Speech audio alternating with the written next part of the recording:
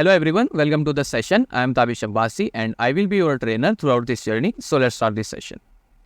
As you can see, this is the agenda of today's session. Basically, we are going to discuss about terms and relation in profit and loss and representation. देखो, आगे बढ़ने से पहले मैं आपको एक बात बताना चाहता हूँ. जो टॉपिक आज हम पढ़ने वाले हैं ना, प्रॉफिट एंड लॉस, ये एक परसेंटेज का, जो कि हमने अभी पीछे पढ़ा है, परसेंटेज का एक बहुत बड़ा एप्लीकेशन है. तो मैं आपको रिकमेंड करूँगा, अगर आपने परसेंटेज नहीं पढ़ा, आप परसेंटेज नहीं जानते, तो आपका प्री रिक्विजिट पहले ये रहेगा, इस प्रॉफिट एंड लॉस को पढ़ने से पहले आप परसेंटेज को पढ़िए, उसके बाद आप प्रॉफिट एंड लॉस पढ़ सकते हैं. लेकिन अगर आप जानते हैं परसेंटेज के बारे में, तो आप इसे कंटिन्यू कर सकते हैं. सो लेट्स मूव ऑन. सबसे पहले हम बात करते हैं कुछ टर्म्स जो कि इस टॉपिक के अंदर बार बार आपको देखने को मिलेगी, उनको एक बार जानते हैं कि वो होती क्या है. सबसे पहली टर्म जो हमारे पास आती है वो है कॉस्ट प्राइस और दूसरी है सेलिंग प्राइस. देखो, मान लीजिए आप एक शॉपकीपर के पास गए और आपने एक शर्ट को परचेस किया. शॉपकीपर ने आपको वो शर्ट 100 रुपीज़ की सेल कर दी, तो वो क्या, जो 100 रुपीज़ है वो हो गया उसका सेलिंग प्राइस. और वही शर्ट वो शॉपकीपर जो होलसेल वाले बाजार से लेट्स सपोज 80 रुपये की लेकर आया, तो वो शॉपकीपर के लिए 80 रुपये एज अ कॉस्ट प्राइस हो गया. ओके, तो कॉस्ट प्राइस और सेलिंग प्राइस को हमने समझ लिया. अब बात करते हैं मार्केट प्राइस के बारे में. देखो, मार्केट प्राइस को जानने से पहले मैं आपको एक बात बताता हूँ. पहले बार्टर सिस्टम हुआ करता था, वैल्यू के बदले वैल्यू दे दी जाती थी. फिर उसके बाद मनी एक्सचेंज होने लगा, लोग बाग प्रॉफिट कमाने लगे. ओके, और प्रॉफिट, कुछ शॉपकीपर ज़्यादा प्रॉफिट कमाने लगे, कुछ कम कमाने लगे. इसी तरीके से मार्केट में फिर चलन आया बार्गेनिंग का, लोग बाग सौदेबाजी करने लगे. तो उसी के लिए मतलब दुकानदारों को, शॉपकीपर को भी परेशानी होने लगी और कस्टमर को भी प्रॉब्लम फेस करनी पड़ी. तो उसी के वास्ते मार्केट प्राइस का कॉन्सेप्ट इंट्रोड्यूस किया गया. तो फिर शॉपकीपर क्या करने लगे, वो अपने आइटम का प्राइस पहले से ही बढ़ाकर लिख देते थे और फिर बोलते थे कि हम आपको इस पर 20 रुपये का डिस्काउंट दे देंगे. तो इससे दोनों तरफ सेटिस्फेक्शन हो गया. कस्टमर का भी सेटिस्फेक्शन कैसे हो गया, देखो, वो मानने लगा कि मुझे 10% का डिस्काउंट मिला है. ओके, और जो दुकानदार है, जो शॉपकीपर है, उसको भी एक प्रॉफिट पर उसने अपनी चीज़ को बेच दिया.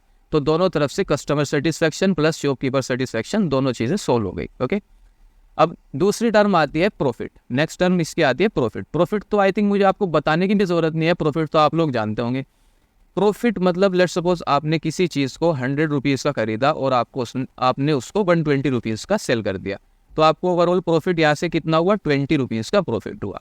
अगर मैं इसको मैथमेटिकली प्रेजेंट करूँ, आपने किसी चीज़ को 100 रुपीज़ का खरीदा, मतलब ये आपका CP हो गया, और आपने उसी चीज़ को 120 रुपीज़ का बेच दिया, मतलब आपका सेलिंग प्राइस 120 हो गया. तो अगर मैं प्रॉफिट को फाइंड आउट करूँ, तो यहाँ पर क्या आ जाएगा, SP माइनस CP. ये क्या होता है, ये प्रॉफिट होता है. ओके, और लॉस भी आप लोग जानते होंगे. मान लीजिए आपने 100 रुपये की कोई चीज़ को खरीदा और आपने उसे 80 रुपये की बेच दी, तो आपको ओवरऑल कितने रुपीज़ का लॉस हुआ, 20 रुपीज़ का आपको लॉस हुआ. ओके, तो मैं लॉस को कैसे लिख सकता हूँ, CP माइनस SP. देखो, CP कितना है हमारा 100, SP कितना है 80, तो CP माइनस SP करेंगे तो 20 आ जाएगा. तो लॉस को हम इस तरीके से फाइंड आउट कर सकते हैं. अब बात करते हैं डिस्काउंट की. देखो, डिस्काउंट किस तरीके से दिया जाता है. लेट्स सपोज मैं किसी चीज़ को 100 रुपीज़ की खरीद कर लाया, मतलब मेरा CP 100 है, और मैं उसको बेचना चाहता हूँ 120 रुपीज़ की, मतलब सेलिंग प्राइस उसका 120 रुपीज़ है. तो उसका मार्केट प्राइस में क्या रखूँगा, मैं उसका मार्केट प्राइस कुछ भी रख सकता हूँ. सेलिंग प्राइस से ज़्यादा मुझे रखना होगा, तभी तो मैं डिस्काउंट दे पाऊँगा. लेट्स सपोज मैंने उसका मार्केट प्राइस रख दिया 150 रुपीज़, इसका मार्केट प्राइस हुआ. तो जब भी कोई कस्टमर मेरे पास आएगा, वो इसका प्राइस देखेगा, मार्केट प्राइस 150, मैं उसको बोलूँगा कि मैं आपको 30 रुपये का डिस्काउंट देता हूँ, तो उसको मैं डिस्काउंट दे दूंगा. तो इसका मतलब डिस्काउंट क्या होता है, MP माइनस SP. तो मैथमेटिकली डिस्काउंट को कैसे रिप्रेजेंट किया जाता है, MP माइनस SP, ये हमारा डिस्काउंट होता है. अब बात करते हैं प्रॉफिट परसेंटेज के बारे में. देखो, इस सेशन को देखने से पहले मैं फिर से बोल रहा हूँ, अगर परसेंटेज आप लोग नहीं जानते तो परसेंटेज टॉपिक पहले पढ़ लो, उसके बाद इस सेशन को देखना, उसके बाद प्रॉफिट एंड लॉस को पढ़ना. ओके, देखो, प्रॉफिट परसेंटेज हमने पिछले सेशन में, परसेंटेज वाले सेशन में एक सेशन लिया था, परसेंटेज चेंज और सक्सेसिव इंक्रीमेंट और डिक्रीमेंट वाला. हमने दो चीज़ें उसमें डिस्कस की थी. तो प्रॉफिट परसेंटेज कुछ नहीं है, लेकिन परसेंटेज चेंज ही प्रॉफिट परसेंटेज है. बस यहाँ पर क्या हुआ, उसके जो टर्म्स है, जो टर्म है ना, वहाँ पर प्रॉफिट परसेंटेज, वो परसेंटेज चेंज थी, और यहाँ पर प्रॉफिट परसेंटेज है, बात सेम ही है. और ये चीज़ लॉस परसेंटेज में है. देखो, प्रॉफिट परसेंटेज हम कैसे कैलकुलेट करते हैं. लेट्स सपोज कि इस चीज़ को मैंने 100 रुपये का खरीदा, 120 का मैंने उसे बेच दिया, मुझे यहाँ पर प्रॉफिट कितना हुआ 20 रुपीज़ का। तो प्रॉफिट परसेंटेज अगर मुझे इसका निकालना है तो मैं क्या करूँगा, यहाँ पर प्रॉफिट लिखूंगा एज एन अमाउंट, प्रॉफिट का अमाउंट डिवाइड बाय CP कर देंगे, कॉस्ट प्राइस, इनटू 100 कर देंगे, इससे हमें प्रॉफिट परसेंटेज मिल जाएगा। और लॉस का भी इसी तरीके से करेंगे, loss divided by CP into 100 कर देंगे, हमें लॉस मिल जाएगा। अब डिस्काउंट परसेंटेज, क्योंकि डिस्काउंट मार्क्ड प्राइस पर दिया जाता है, ओके, तो हम डिस्काउंट परसेंटेज का फॉर्मूला हमारे पास क्या होगा, वो होगा आपको डिस्काउंटेड अमाउंट देना होगा यहाँ पर कि आपने कितने रुपए का डिस्काउंट दिया, discounted amount divided by marked price into 100। तो इस फॉर्मूले से आप डिस्काउंट परसेंटेज को फाइंड आउट कर सकते हैं, ओके। तो ये कुछ चीज़ें थी, हमने इन्हें समझ लिया। अब बात करते हैं इन शॉर्ट फॉर्मेट रिप्रेजेंटेशन, मतलब जो हमने अभी समझा उनको शॉर्ट फॉर्मेट में कैसे लिखना है, क्वेश्चन किस तरीके से सॉल्व होंगे। देखो शॉर्ट फॉर्मेट में सबसे पहले हम लिखना सीखेंगे। लेट्स सपोज मुझे कुछ CP दिया गया है और मुझे कहा गया है कि 10% का प्रॉफिट आपको हुआ है, तो SP बताओ, SP को हम कैसे लिख सकते हैं। देखो CP मुझे दिया गया और मुझे कहा गया कि 10% ऑफ CP मुझे प्रॉफिट हुआ, CP का ही तो 10% प्रॉफिट हुआ होगा, तो 10% ऑफ CP मुझे प्रॉफिट हुआ, तो मैं यहाँ पर क्या लिखूंगा, CP प्लस 10/100 ऑफ CP। और जब मैं इसे फर्दर सोल्व करूंगा तो मुझे क्या मिलेगा, 0.1 CP, और इस CP के पास कोई कोएफिशिएंट नहीं है तो यहाँ पर 1 तो होगा, तो यहाँ पर 1 प्लस 0.1 CP, तो इसका मतलब यहाँ से हमारी वैल्यू क्या आ जाएगी, 1.1 CP। ये किसकी वैल्यू आ गई, SP की। मतलब अगर CP मुझे दे के रखा है और मुझे कहा गया है कि 10% का प्रॉफिट आपको हुआ है, तो SP की वैल्यू क्या होगी, तो यहाँ पर 1.1 CP होगी। लेट्स सपोज अगर 20% का मुझे प्रॉफिट होता तो मेरी SP की वैल्यू क्या होती, 1.2 CP होती। और ये जो स्टेप्स मैंने किए हैं ना, ये वाले, इनको हम स्किप कर सकते हैं क्योंकि इतना परसेंटेज हमने पढ़ लिया है, ओके। और अगर 30% कहा जाए कि 30% का प्रॉफिट है तो SP की वैल्यू क्या होगी, 1.3 CP हो जाएगी। और 40% का अगर प्रॉफिट है तो फिर SP की वैल्यू क्या हो जाएगी, 1.4 CP हो जाएगी। 45% का प्रॉफिट अगर है तो SP की वैल्यू क्या हो जाएगी, 1.45 CP हो जाएगी, ओके। और अगर SP प्रॉफिट अगर 70% है तो यहाँ पर SP की वैल्यू क्या हो जाएगी, 1.7 CP हो जाएगी, ओके। ये तो बात हो गई कि अगर CP दिया गया है 10%, प्रॉफिट अगर हमें है तो SP कैसे कैलकुलेट करना है। अब बात करते हैं कि अगर हमें CP दिया गया है और 10% का प्रॉफिट ना होकर के इस बार लॉस है, डिक्रीमेंट है, लेस है, तो SP की वैल्यू क्या होगी। तो यहाँ पर SP = CP, और 10% का लॉस हुआ है तो माइनस 10% ऑफ CP, तो यहाँ पर क्या आएगा, CP minus 0.1 CP, 1 minus 0.1 which is equals to 0.9 CP। तो यहाँ पर SP की वैल्यू क्या हो जाएगी, 0.9 CP। इसका मतलब अगर 10% का लॉस है तो हमारी SP की वैल्यू 0.9 CP आ रही है, और अगर 20% का लॉस होगा तो SP की वैल्यू क्या आएगी, 0.8 CP आएगी। 30% का 30% का लॉस अगर है तो SP की वैल्यू 0.7 CP आएगी। 40% का अगर लॉस है तो SP की वैल्यू 0.6 CP आएगी। 45% का अगर लॉस है तो SP की वैल्यू 0.55 CP आएगी, और अगर 50% का लॉस है तो इसकी वैल्यू 0.5 CP आएगी, ओके। अब इसी तरीके से एक और प्रेजेंटेशन हो सकता है। लेट्स सपोज अगर हमें डिस्काउंट दिया गया है तो SP पर बताना है हमें, तो यहाँ पर अगर डिस्काउंट 10% हमें दिया गया है तो SP की क्या वैल्यू होगी, SP की वैल्यू होगी 0.9 MP, और अगर 20% दिया गया है तो उसकी वैल्यू होगी 0.8 MP, और अगर 30% दिया गया है, डिस्काउंट 30% है, तो SP की क्या वैल्यू होगी, 0.3 MP, और ये MP क्या है, marked price, marked price, marked price, okay. और ये SP क्या है, सेलिंग प्राइस, ओके। अगर मान लीजिए कि डिस्काउंट 45% का दिया गया है तो SP की क्या वैल्यू होगी, 0.55 MP उसकी वैल्यू, ओके। अब हमने थोड़ा सा समझ लिया, हमने टर्म्स को भी समझ लिया और रिप्रेजेंटेशन कैसे करना है वो भी हमने समझ लिया। अब हम कुछ क्वेश्चंस को लेंगे और कॉन्सेप्ट को बेहतर तरीके से समझेंगे कि इन चीज़ों को अप्लाई कैसे करना है, okay. So let's move on. सबसे पहला क्वेश्चन देखते हैं। A man sells 2 houses for 198 lakhs each. By selling the first house, he got a 10% profit, and by selling the second house, he got a 10% loss. Find the total profit or loss and calculate the overall profit या loss percentage. Okay, देखो कोई आदमी है, उसने क्या किया, उसके पास 2 houses थे, उसने क्या किया, एक को 198 lakhs में बेच दिया और दूसरे को भी 198 lakhs में बेच दिया। ओके, इसका मतलब selling price of first house कितना हुआ, 198 lakhs हुआ, और selling price of second house कितना हुआ, वो भी 198 lakhs हुआ।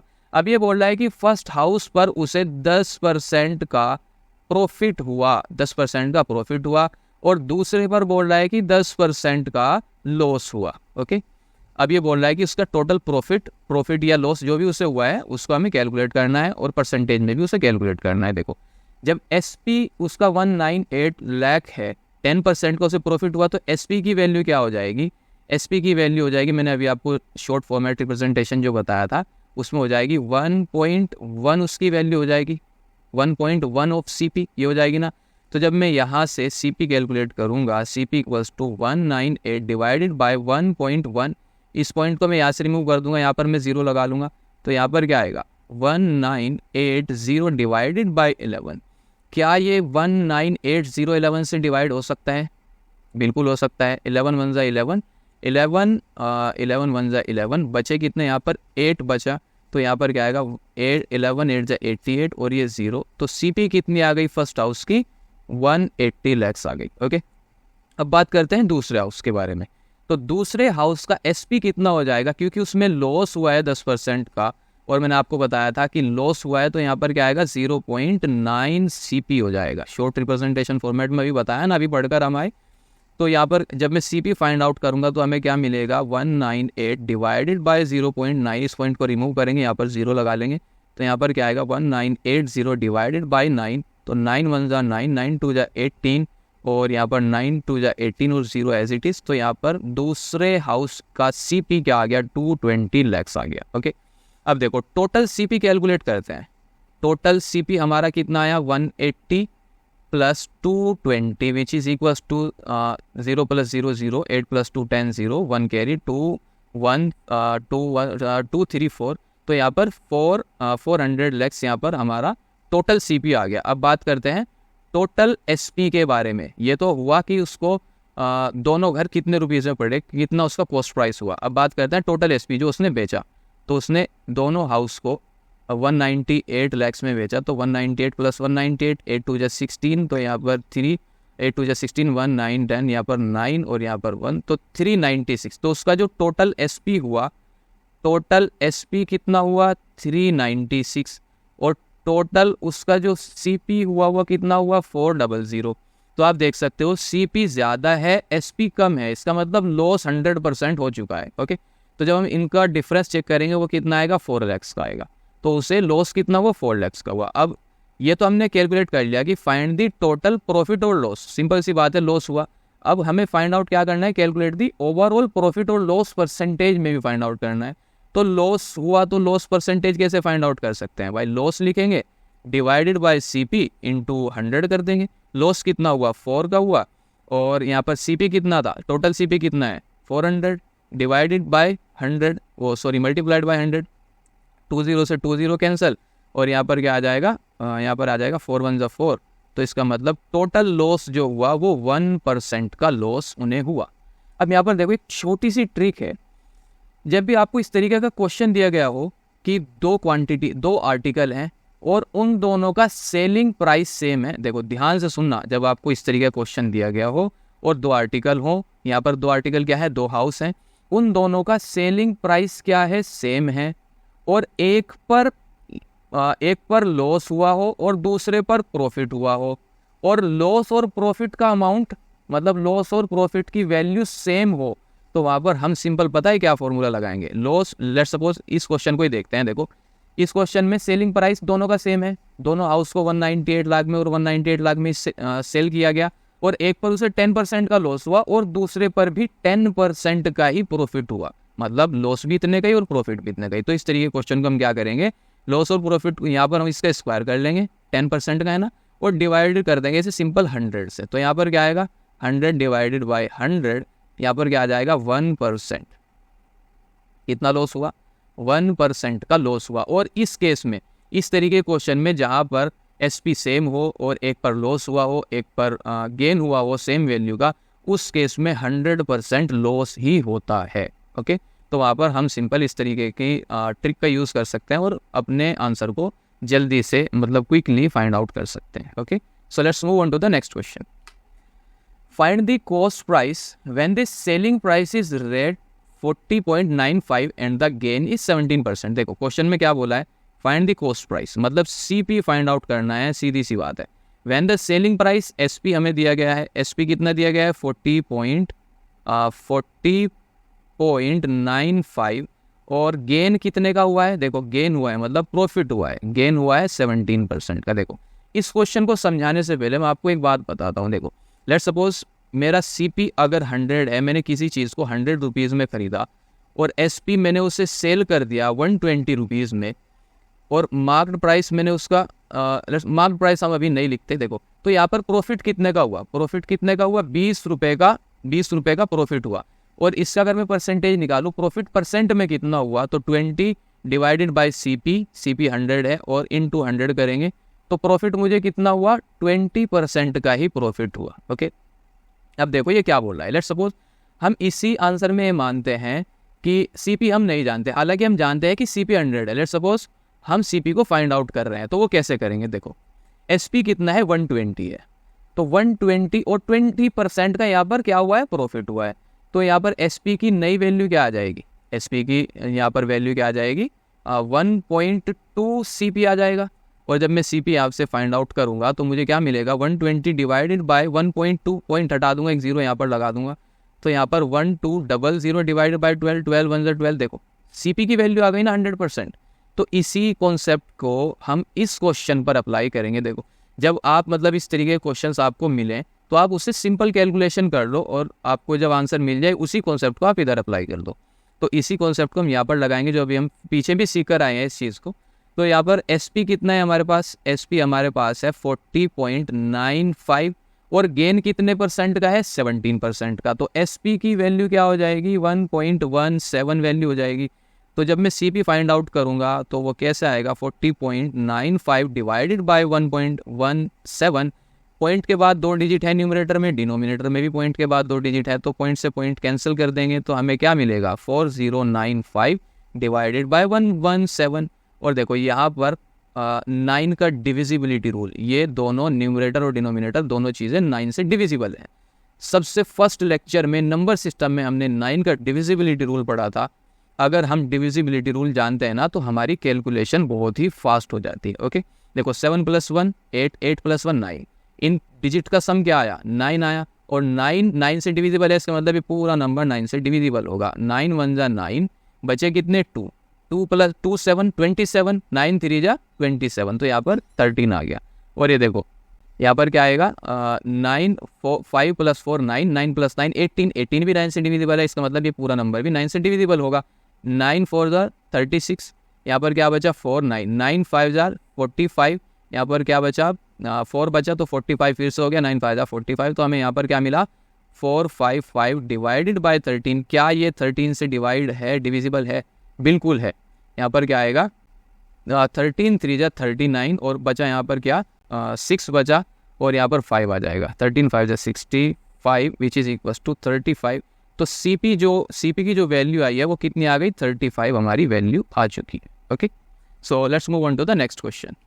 A vendor bought toffees at 6 for a rupee. How many for a rupee must he sell to gain 20%? देखो एक वेंडर है, वो 1 रुपये की 6 टॉफ़ीज़ लेकर आया, मतलब 1 रुपये में उसे 6 टॉफ़ीज़ मिली। अब उसे 20% कमाना है, तो वो 1 रुपये की कितनी टॉफ़ीज़ को सेल करे, सिंपल।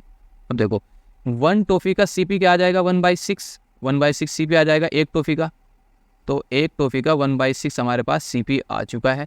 अब हम क्या करेंगे, उसे 20% का प्रॉफिट चाहिए, तो 20% यहाँ पर क्या आ जाएगा 1/6, उसे 20% का प्रॉफिट चाहिए, तो यहाँ पर यहाँ पर क्या आ जाएगा 20 डिवाइडेड बाय 100 ऑफ किसका 1/6 का। ओके, तो 1/6 इंटू 0.2 इंटू 1/6 ये हो जाएगा।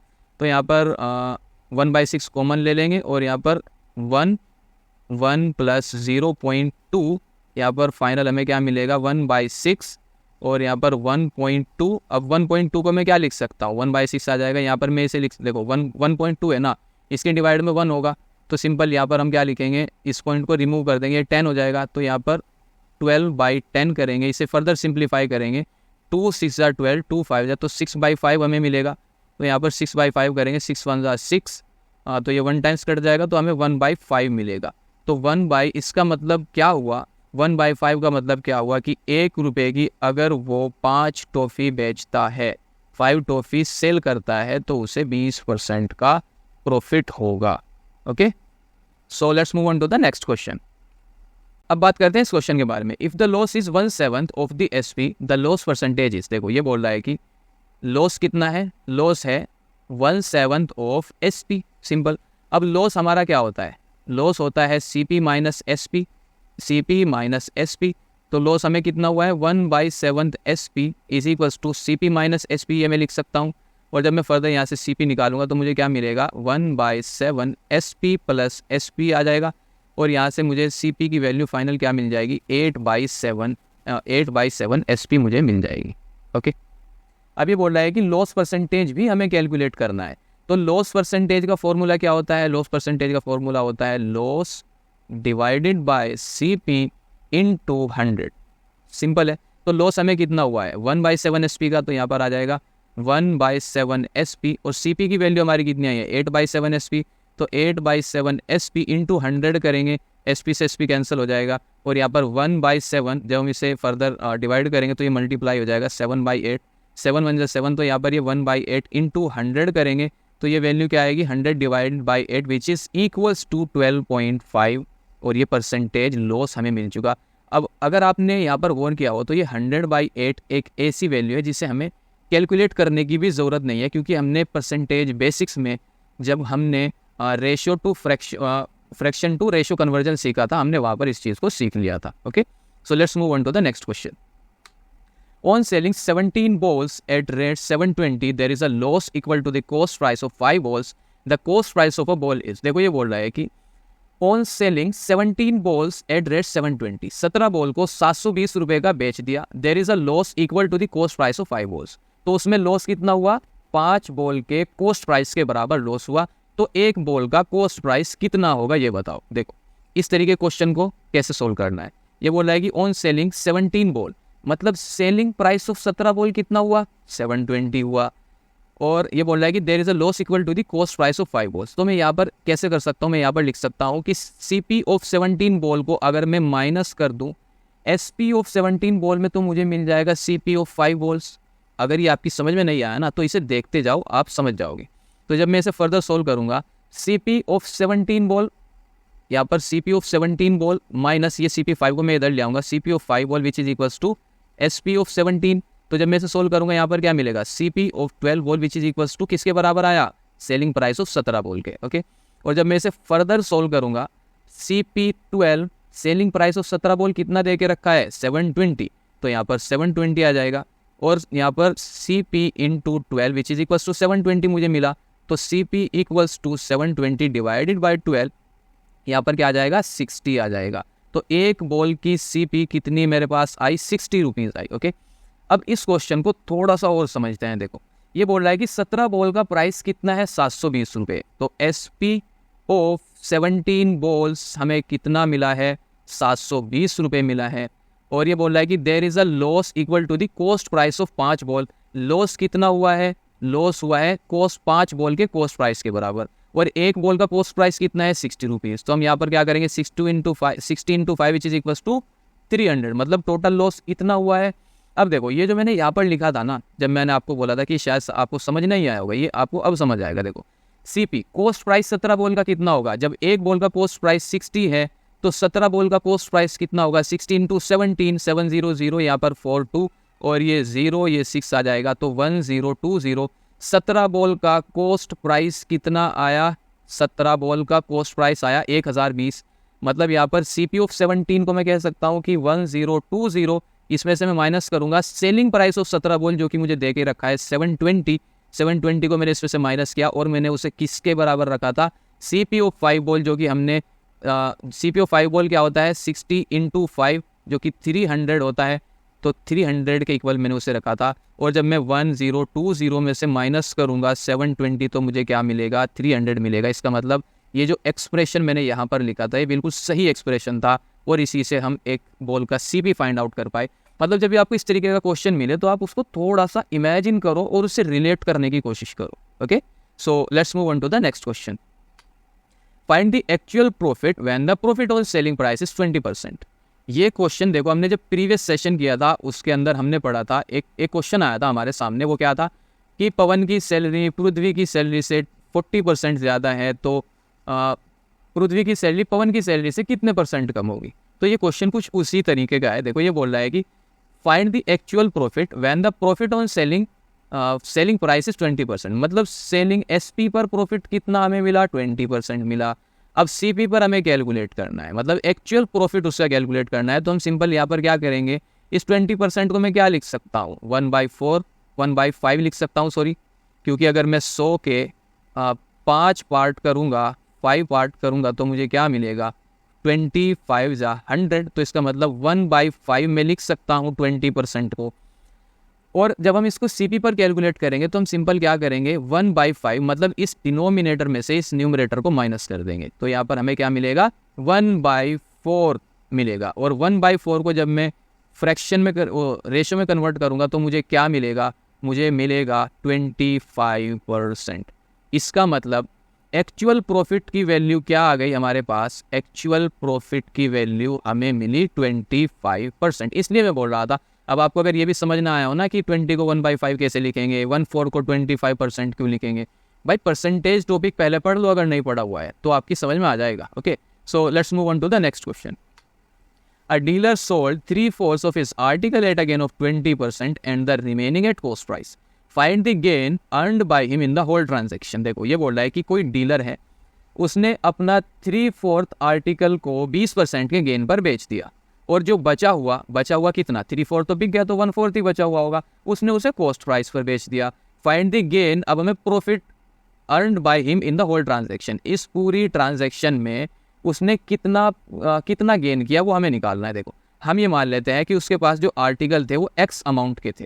ओके, अभी बोल रहा है कि उनका थर्ड फोर्थ ऑफ X उसने किस तरीके से बेचा, 20% के प्रॉफिट पर बेचा। तो यहाँ पर क्या आ जाएगा, 1.2 आ जाएगा। 1.2 20% हो गया ना, 20% ये हो गया। अब वो बोल रहा है कि 1/4 बचे हुए, रिमेनिंग बचे कितने, भाई आप एक काम करो, ये एक सर्कल है, इसके 4 हिस्से कर दो, सिंपल। अब उसने 3/4 मतलब 4 में से 3 तो बेच दिए 20% के प्रॉफिट पर, और बचा कितना, 1/4 बचा ना। तो 1/4 को उसने कॉस्ट प्राइस पर ही बेच दिया।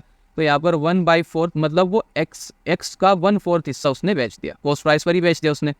अब आप ध्यान से देखो, ये जो वैल्यू आई है ना, ये जो एक्सप्रेशन हमें मिला है, ये हमारा SP है। ओके, और अगर इसको मैं क्या करूँ, इसमें से अगर मैं X माइनस कर दूँ, मतलब CP माइनस कर दूँ, CP जब मैं माइनस करूँगा इसमें से, CP को हमने क्या माना हुआ है, X माना हुआ है, और मैं उसे X से ही डिवाइड कर दूँ तो मुझे क्या मिलेगा, ओवरऑल प्रॉफिट मिल जाएगा। ओवरऑल प्रॉफिट मुझे मिल जाएगा। तो देखो इसे कैसे सोल्व करना है, इसको फर्दर सोल्व करते हैं। देखो 3 डिवाइडेड बाई 4x इंटू 1.2 को मैं क्या लिख सकता हूँ, 1.2 इसके नीचे बाई डिफ़ॉल्ट 1 रहेगा। तो यहाँ पर इसको रिमूव करेंगे तो ये क्या बन जाएगा, ये बन जाएगा 12/10, विच इज़, इसे मैं फर्दर सिंप्लीफाई करूँगा तो मुझे क्या मिलेगा, 2 6 या 12, 2 5 या 10, सिंपल 6/5 मिलेगा। तो मैं यहाँ पर क्या कर सकता हूँ, 3/4x इंटू 6/5 और plus 1/4x minus x divided by x। x को यहाँ पर हम क्या करेंगे, देखो 2 2 या 4 और 2 3 या 6, x को हम कॉमन लेके तो कट जाएगा। तो यहाँ पर क्या बचेगा, 3 × 3 डिवाइडेड बाई 5 × 2 प्लस 1/4, और यहाँ पर आ जाएगा x की वैल्यू क्या हो जाएगी, यहाँ पर 1 हो जाएगी। और यहाँ पर फर्दर हमें क्या मिलेगा, 3 3 या 9 डिवाइडेड बाई 10 प्लस 1/4 माइनस 1 करेंगे तो यहाँ पर हमें क्या मिलेगा, देखो 10 4 का एलसीएम क्या होता है, 20 होता है। 10 2 या 20, 9 2 या 18, प्लस है तो प्लस लिख लेंगे, 4 5 या 20, 5 1 या 5, यहाँ पर माइनस 7 20 या 20। और ये देखो ये हमें ओवरऑल प्रॉफिट मिलेगा, लेकिन हम इसका प्रॉफिट परसेंटेज निकालेंगे तो हमें यहाँ पर इसकी 100 से मल्टीप्लाई भी करनी होगी। ओके, तो 18 + 5 which is equals to 23 - 20 divided by 20 into 100 करना पड़ेगा। तो 23 minus 20 which is equals to 3 divided by 20 into 100 करेंगे, 0 से 0 कैंसिल हो जाएगी। 3 into 10 which is equals to 30 divided by 2 which is equals to 15% उसने टोटल गेन किया इस पूरी ट्रांजेक्शन में। Okay, so let's move on to the next question. Lohi sold her pendant at a loss of 8%. Had she sold it for 900 more, she would have made a profit of 10%. Find the cost price of the pendant. देखो, लोही कोई लड़की है, उसने अपना pendant को बेचा 8% के loss के साथ, मतलब 8% का लॉस उसे हुआ। अब ये बोल रहा है कि had she sold it for 900 more, अगर वो उसे 900 रुपये ज़्यादा बेच देती तो उसे क्या होता, 10% का प्रॉफिट हो जाता। मतलब यहाँ से लेकर यहाँ तक प्रॉफिट परसेंटेज में कितना डिफरेंस आया, 18% का डिफरेंस आया। भाई यहाँ से लेकर यहाँ तक कितना डिफरेंस आया, 18% का आया। मतलब 8 पूरा खत्म करना पड़ेगा क्योंकि निगेटिव में है, तो 8 तो ये और 10 ये, तो 18 हो गया। और इस पूरे की वैल्यू कितनी है, ये बोल रहा है कि 900 अगर बढ़ा देते, ये 900 ही तो हमने बढ़ाया है, ये हमने 900 ही तो बढ़ाया है, 900 ही तो बढ़ाया है। तो यहाँ से क्या आ गया, 18% की वैल्यू कितनी आ गई, 900 आ गई। ओके, और जब 18% की वैल्यू 900 आ गई तो 100% की वैल्यू हम निकाल सकते हैं, हमने परसेंटेज पढ़ा हुआ है। तो हम यहाँ पर क्या करेंगे, 900 इंटू 100 डिवाइडेड बाई 18, 18 5,000, यहाँ पर आ जाएगा 90, ये 15 आ जाएगा, ओ सॉरी 50 आ जाएगा। 50 इंटू 100 करेंगे तो हमें क्या मिलेगा, 5000। इसका मतलब उसके पेंडेंट का कॉस्ट प्राइस कितना था, 5000 कॉस्ट प्राइस था। Okay, so let's move on to the next question.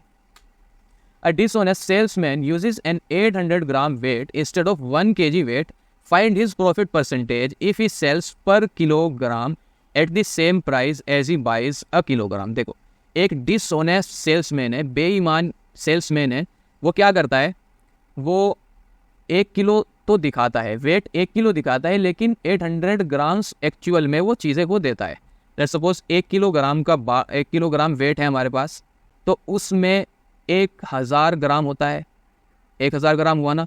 और वो करता क्या है, वो दिखाता तो 1 किलो है और वो मतलब सामान को तोलता 800 ग्राम है। ओके, तो मैं ये मान लेता हूँ कि 1000 ग्राम जो है वो 1000 रुपये की वैल्यू है। सिंपल, मतलब 1 ग्राम की वैल्यू 1 रुपया है, तो मतलब 1000 ग्राम जो कि 1 किलोग्राम होता है उसकी वैल्यू 1000 रुपीज़ मैंने मान ली है, और वो 800 ग्राम देता है। मतलब यहाँ पर ओवरऑल 1000 रुपये का अगर उसे चीज़ बेचनी चाहिए थी, उसके 1000 रुपये जाने चाहिए थे, वहाँ से उसके 800 जा रहे हैं। तो सिंपल यहाँ पर क्या होगा, यहाँ पर इनका डिफरेंस क्या आएगा, 200 डिफरेंस आएगा।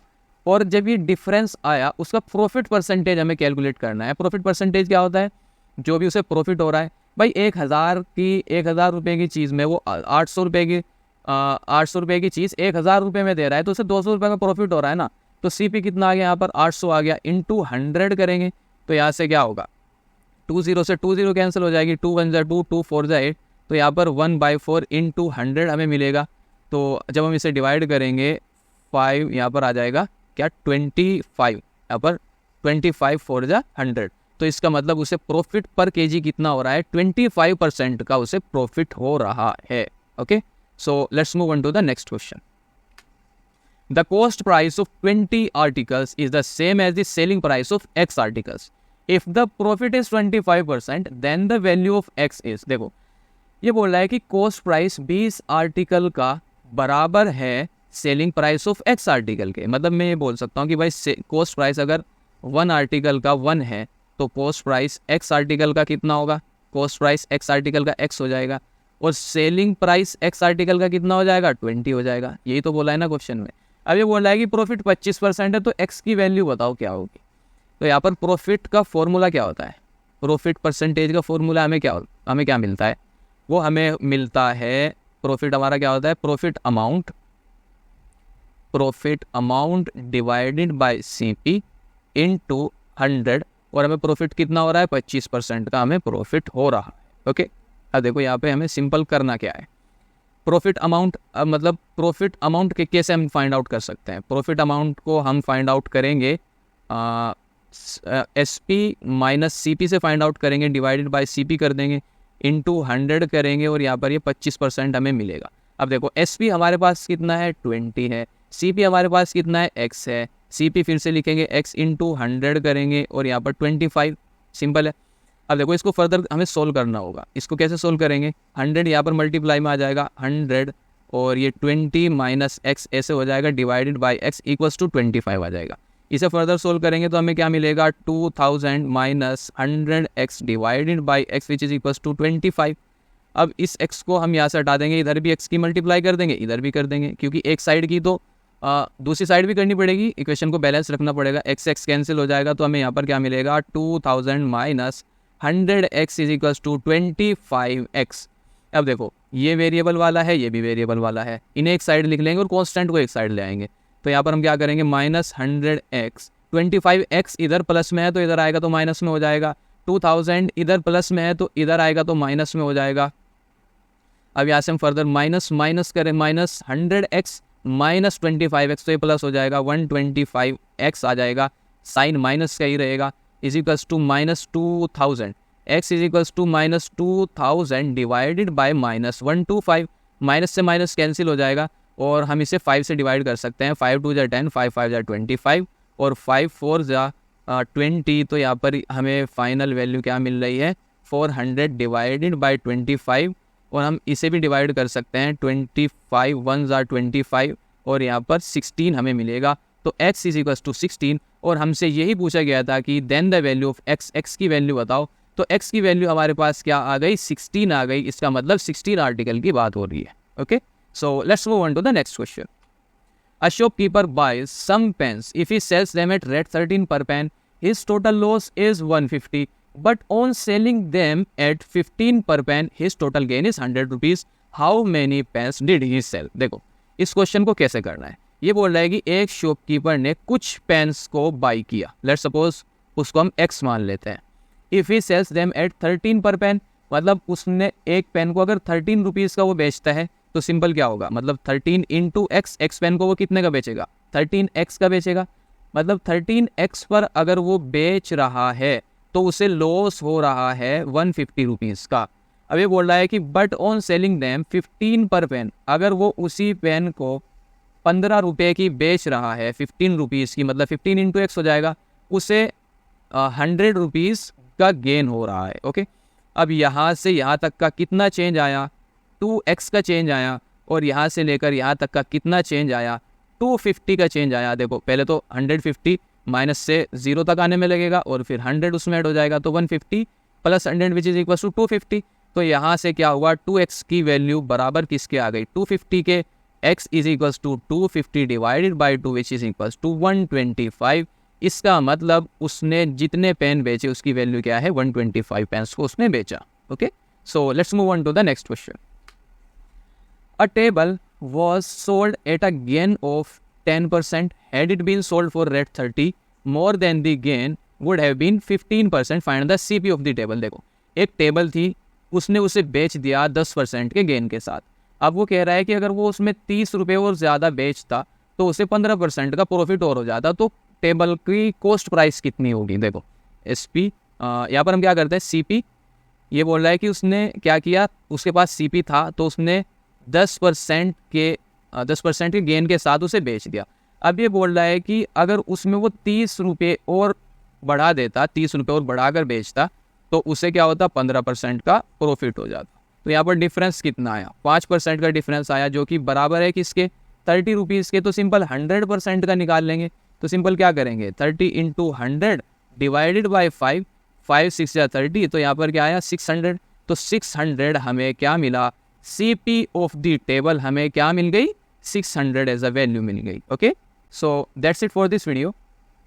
अगर आप इस वीडियो को यूट्यूब ऐप पर देख रहे हो तो मैं आपको रिकमेंड करूंगा कि प्ले स्टोर पर जाओ, मास्टर एप्टीट्यूड को डाउनलोड करो और एप्टीट्यूड को एक बेहतर तरीके से सीखो। देखो इसमें आपका ही फ़ायदा है। वो कैसे है, देखो आप सेशन को देखोगे, उसके नीचे आपको एक्सरसाइजेस मिलेंगी, उसके नीचे आपको एग्जाम स्पेसिफिक क्वेश्चंस मिलेंगे, उसी टॉपिक के क्वेश्चन बैंक आपको वहाँ पर मिलेगा। प्लस पॉइंट क्या है, हर क्वेश्चन का text solution plus video solution आपको वहाँ पर मिलेगा। तो मैं आपको रिकमेंड करूँगा कि आप एप्लीकेशन को इंस्टॉल करो और उस एप्लीकेशन को एक्सप्लोर करो। So that's it for this video. Thank you and all the best.